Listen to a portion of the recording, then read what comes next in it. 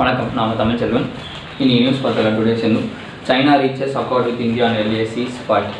So பேச்சுவார்த்தை முடிஞ்சிச்சு நேற்றோட. So நாளைக்கு ஒரு ஃபுல் சம்மரி வந்திருக்கேன், அதை பார்த்துக்கலாம். ஓகேங்களா? இது வரைக்கும் இன்றைக்கி ஆல்ரெடி சொன்னது அந்த நகுலா பாஸ்லாம் அதெல்லாம் நேற்றே நான் சொல்லியிருக்கேன். ஓகேங்களா? ஸோ சம்மரி வரட்டும், வெயிட் பண்ணி பார்த்துக்கலாம். ஸோ அப்புறம் பேஜ் எண்டில் Gujarat spread across at now ஓஸ்ட் 670 கிர் லைன்ஸ். ஸோ லாஸ்ட் 5 இயர்ஸில் 29% இன்க்ரீஸ் ஆகிருக்கு கிர் லைன்ஸ் அப்படின்னு சொல்லிட்டு. ஸோ ஏஷியாட்டிக் லைன் எங்கே இருக்குன்னா வெறும் இந்தியாவில் குஜராத் மட்டும்தான் இருக்குது. ஓகேங்களா? இந்தியாவில் வெறும் அந்த குஜராத் கிர் ஃபாரஸ்ட்னு சொல்லுவாங்க. ஓகேங்களா? ஸோ லாஸ்ட் 5 இயர்ஸில் அது இன்க்ரீஸ் ஆகிருக்குன்னு சொல்லலாம். அதுக்கப்புறம் அதோடைய பரப்பளவும் இன்க்ரீஸ் ஆகிருக்கு அப்படின்னு 22,000 30,000 இன்க்ரீஸ் ஆகிருக்கு லாஸ்ட் 5 இயர்ஸ் சென்சஸில். ஓகேங்களா? ஸோ அதே மாதிரி மேல் வெர்சஸ் ஃபீமேல் ரேஷியோ இன்க்ரீஸ் ஆகிருக்கு அப்படின்னு சொல்லியிருக்காங்க. ஸோ இது எப்படி நாங்கள் இது பண்ணோம்னா ஹெல்த் கேர் மூலிமா ஹேபிட்டட் மேனேஜ்மெண்ட், அந்த மேன் வெர்சஸ் லைன் கான்ஃப்ளிக்ட்லாம் நாங்கள் இது பண்ணோம் அப்படின்ட்டு. இது உண்மையிலே ஒரு பெரிய விஷயம் தான். ஓகேங்களா? ஸோ அதுக்கப்புறம் டேரெக்டாக நம்ம எடிட்டோரியல் போயிடலாம்.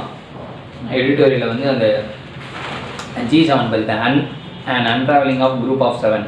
ஸோ இந்த G7 பற்றி தான் ஆல்ரெடி நம்ம சொல்லியிருப்போம் ஜூன் 1 ஓகேங்களா? ஸோ இது எந்த கண்ணோட்டத்தில் படிக்கணும்னா, இப்போ G7 இப்போ அவர் இந்தியன் பிரைம் மினிஸ்டர் G11 மாற்றணும். ரஷ்யா, இந்தியா, பிரேசில் இது மாதிரி நிறைய கண்ட்ரிஸ் அதில் ஜாயின் பண்ணணும். இன்னமும் G7 இருக்கக்கூடாது அப்படின்றாங்க. மற்ற கண்ட்ரிஸ் அப்படி தான் பேசின்னு இருக்காங்க. ஸோ சைனாவும் இதுக்கு சப்போர்ட் பண்ணுறாங்க. ஆமாம், இந்தியா வரட்டும் இல்லை அப்படின்ட்டு. அதுக்கப்புறம் G7 இப்படியே தொடர்ந்தால் அதோடைய குளோபல் எக்கனாமி கம்மி தான் ஆகும் அப்படின்றாங்க. ப்ரெடிக்ட் பை 2050 ஒரு 7 largest emerging economies, emerging countries E7ன்றாங்க. அதில் India, China, Brazil, Indonesia, Mexico, Russia, டர்க்கிலாம் இருக்குது. ஸோ இவங்கெல்லாம் ஜாயின் பண்ணாதான் அப்படின்னு 2050 PVC ரிப்போர்ட் படி இந்தியா சைனாவுக்கு அடுத்தபடியாக இருக்கும் எக்கனாமியில் அப்படின்றாங்க. ஸோ 2030 17 ட்ரில்லியன் ஆகும், 2050 42 ட்ரில்லியன் ஆகும். இது எப்படி வச்சு ப்ரெடிக்ட் பண்ணுறாங்கன்னா, இந்த கோவிட்-19 அப்புறம் எப்படிலாம் இந்த எக்கனாமி இருக்கும் அப்படின்னு வச்சு ப்ரெடிக்ட் பண்ணுறாங்க. ஸோ இந்தியாவை இணைச்சது தப்பு இல்லை அப்படின்னு சொல்கிறாங்க. ஸோ இந்த ஒரு பெர்ஸ்பெக்டிவில் G7 எக்ஸ்பேண்ட் பண்ணுறாங்களா இல்லையா அப்படின்னு சொல்லிட்டு. ஓகேங்களா? செகண்டில் needed A transmission for public health care. So public health care அது ப்ரைவேட்டைஸ் ஆகணும். இப்போ நிறைய ப்ரைவேட் ஹாஸ்பிட்டலில் நம்ம நாடிட்டு இருக்கோம். ஓகேங்களா? ஸோ அவங்க பெட்டு கொடுக்குறாங்க, அது இதுன்ட்டு. ஸோ எதுக்கு ப்ரைவேட் ஹாஸ்பிட்டல் நம்ம என்ஹான்ஸ் பண்ணினே இருக்கோம் அப்படின்னு ஒரு கேள்வி வருது. So why do we have so many private hospitals, அது மாதிரி இந்தியா மாதிரி ஒரு டெவலப்பிங் கண்ட்ரியில் அப்படின்ட்டு. ஸோ கிட்டத்தட்ட பெட்ஸு, வென்டிலேட்டர்ஸ், ஐசியூஸ் இதெல்லாமே அதிகமாக இருக்குது compared to public hospital. Government ஹாஸ்பிட்டலோட private hospital அதிகமாக இருக்குது. இதுவும் கான்சன்ட்ரேட்டட் ஒரு 7 ஸ்டேட் தான். உத்தரப்பிரதேஷ், தெலுங்கானா, வெஸ்ட் பெங்கால், மகாராஷ்டிரா, தமிழ்நாடுலாம். இதில் டெல்லி, தமிழ்நாடு, வெஸ்ட் பெங்கால் தவிர மற்ற இது எல்லாமே ப்ரைவேட் ஹாஸ்பிட்டல் தான் அதிகமாக இருக்குது அப்படின்னு சொல்கிறாங்க. ஓகேங்களா? ஸோ இதுக்கு 2 ரீசன் சொல்கிறாங்க இந்த ஆர்டிக்கலில். ஒன்று நம்ம எப்பவுமே ப்ரைமரி ஹெல்த் கேர் தான் இது பண்ணுறோம். இந்த இம்யூனைசேஷன், வேக்சினேஷன், அதுக்கப்புறம் ப்ரைமரி ஹெல்த் கேர் தான் ரொம்பவும் நம்ம கான்சன்ட்ரேட் பண்ணுறோம் அப்படின்ட்டு. அதில் நல்லாவே பண்ணியிருக்கோம், தப்பு இல்லை ஒன்றும். ஓகேங்களா?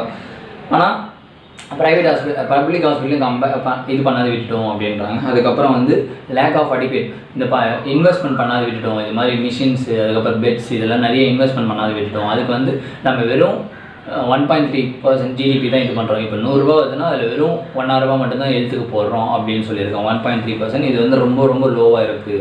இந்த 2 ரீசனால் தான் ப்ரைவேட் ஹாஸ்பிட்டல்ஸ் எல்லாம் நிறைய என்ஹான்ஸ் ஆகிருக்கு. மீன்வைல் இப்போ middle class people, rich people எல்லாமே இது மாதிரி ப்ரைவேட் ஹாஸ்பிட்டல் நம்மளுக்கு நிறைய கேர் கிடைக்குது, அங்கேயே போகிறாங்க அப்படின்னு சொல்லிட்டு வராங்க. ஸோ மோர் தென் 1 மில்லியன் மெடிக்கல் இருக்கிறவங்க நிறைய அன்பிராக்டிஷனராக இருக்காங்க. நிறைய பேர் எப்படி சொல்கிறது, ஏமாத்திரவங்களாம் இருக்காங்க அப்படின்னு. அதெல்லாமே ரெகுலேட் பண்ணணும் அப்படின்றாங்க. ஸோ யூஎஸ் மாதிரி கண்ட்ரிஸ்லாம் 15% GDP, எப்படி சொல்கிறது, மோர் தென் 15%. 100 ரூபா வருது, அது 20 ரூபா 15 ரூபா போகிறாங்க. ஆனால் இந்தியா மாதிரி கண்ட்ரிஸ் 1 ரூபா 2 ரூபா தான் போடுறோம் அப்படின்னு சொல்கிறாங்க. ஸோ இது மாதிரி இந்த கோவிட்-19 கிரைசிஸில் 50,000 ஆகுது ஒரு கேஸ்கே ப்ரைவேட் ஹாஸ்பிட்டல். அதெல்லாம் இப்போ ரெகுலேட் பண்ணணும் அப்படின்றாங்க. ஸோ அந்த ஒரு மைண்ட் செட்டில் பார்த்துக்கலாம். ஓகேங்களா? அதுக்கப்புறம் ஒப்பேட்டில் policing the police is not enough. போலீஸை பாதுகாக்கணும்.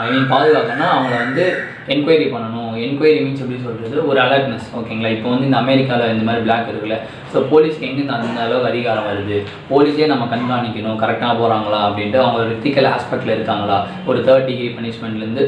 ஸோ இங்கே மட்டும் இல்லை, 1999 கென்யா, ஈஜிப்ட், இது மாதிரி நிறைய ஆஃப்ரிக்கா, ஸோ நிறைய ரேசிம்லாம் இருக்குது. போலீஸ் அவங்கள இன்னமும் மேலே ஏற்றிட்டு இதெல்லாம் பண்ணுறாங்க அப்படின்னு சொல்லிட்டு CBI former CBI director Raghavan அவர் சொல்லியிருக்காரு. ஸோ இது ரொம்ப இம்பார்ட்டன்ட் தான். ஓகேங்களா? ஸோ எத்திக்கல் ஆஸ்பெக்டில் பார்க்கணும் எல்லாமே ஒரு போலீஸ் கண்ணோட்டத்தில். ஸோ போலீஸை நம்ம கண்காணிக்க தவறிட்டோமா அப்படின்னு சொல்லிட்டு பேசுது இந்த ஆர்டிக்கல்.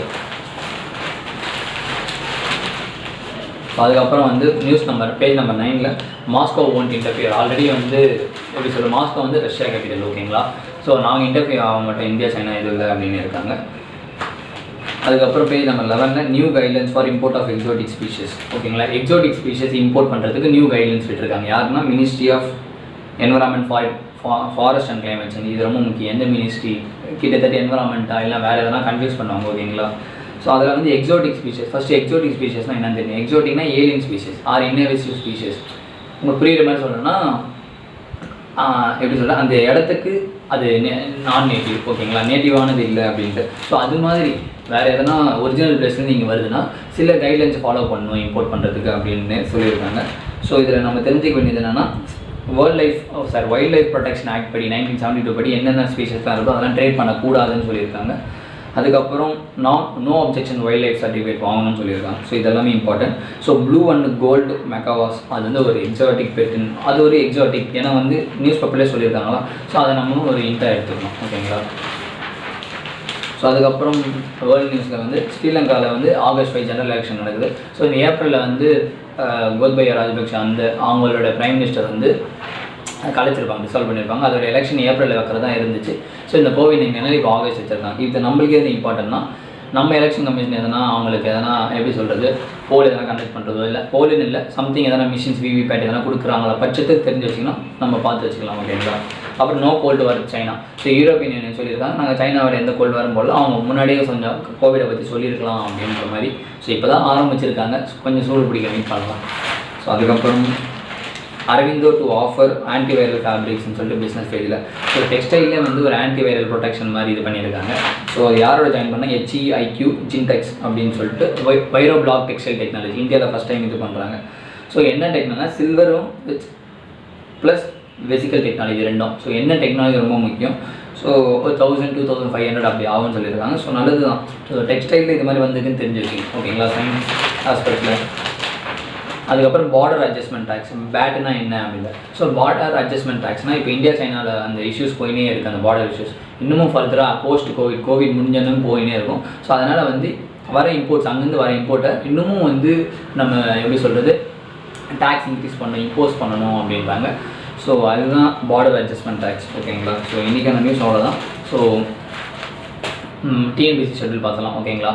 So day 9 schedule.